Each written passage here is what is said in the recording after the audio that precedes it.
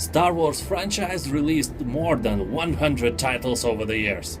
From Star Wars chess to Star Wars racing games, it has it all. Star Wars Jedi Knight Dark Forces 2. Though its graphics can look outdated, and they definitely are, the game offers lots of classic fun. Game has morality system installed, where your actions against non-hostile characters determines whether you slip onto darkness or remain on the true path of Jedi. If game itself looks outdated, try to look some gameplays, and you will probably change your mind. It has everything classic shooter games should have. Star Wars Jedi Academy. In my opinion, this game transfers the best feeling of being Sith or Jedi. Character is controlled with ease and your swings of lightsaber are amazingly satisfying. You start as a silly Padawan but shortly become a powerful, all-killing machine no one can withstand. There are a ton of fun skills, great music and interesting story to follow. I rate this game 10 out of 10 and I played it several times already. So, recommendations? Star Wars Battlefront. This game was designed to transfer the feeling of the battles that occurred in Star Wars movies, and it did really well. Massive battles where you feel not important at all, large walking robots, lasers and death everywhere, but sad thing is that you can't fully immerse yourself. There is no blood, no gore, nothing terrible can be seen on your screen, and the feeling of real war it's not there. You feel like in a movie, but not reality. You can't immerse yourself in a real battle when every dead body looks beautiful. Just imagine what game it was if you can crossbreed it with, I don't know, Saving Private Ryan maybe. It would be glorious. Star Wars Knights of the Old Republic. This is not only one of the best Star Wars games, this is one of the best RPGs ever created. BioWare did an amazing job by creating surprisingly twisting story, colorful characters and areas based on the Star Wars lore. Here you can be bad to the bone Sith Lord or righteous Jedi Knight. The key is that you become evil or good based on the choices you make throughout the game, and your abilities are also shaped by it.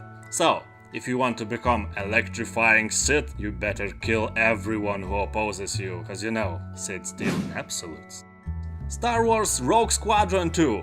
Rogue Leader. Arguably the best original trilogy-based game ever created. It was a stunning achievement for its time, and it still looks pretty good. Here you act as a X-Wing pilot and go through the most iconic scenes of the movies. Battle of Hoth, Cloud City, Tatooine, and Death Star included.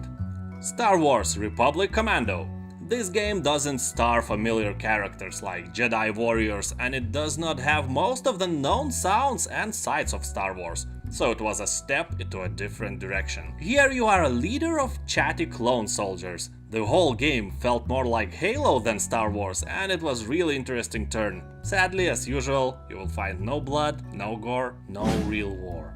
Star Wars Shadows of the Empire. Favorite game of my childhood. Game is really diverse. Here you can fly with snow speeders, sandbikes, spaceships, and there are a bunch of missions where you just walk on foot. Sadly, game is really short. It can be played in less than 3 hours. But you know how it is with all those old games. They're really hard to beat, so you probably will spend more than 3 hours here. Probably more than 6 either. More than 10 maybe? Star Wars Empire at War. LucasArts released several real-time strategy games over the years, but this one is easily the best attempt. It's not some clone of Command & Conquer games. Empire at War definitely has its own flavor. Skirmishes take place both on the land, using troops and vehicles, and in space, using spaceships, culminating in a classic assault on the first Death Star.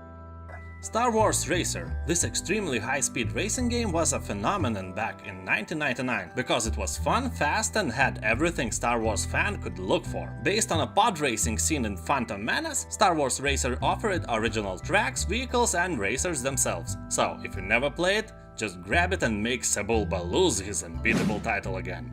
Knights of the Old Republic 2, The Sith Lords, sequel to one of the best Star Wars games, came up a little bit unfinished and large part of content was cut due to the game's tight development cycle. But hey, it's still a great game. Maybe main story wasn't as good as in first part, but overall I like this game even more. It's moody and dark with deep story and characters. It felt more like spin-off from all that giant save the galaxy, we only do important things stuff. It was more delicate. And now the cut content is available in a fan-made restored content mod. Look for the link in the description below. That's it. Please consider subscribing and have a great day. Bye.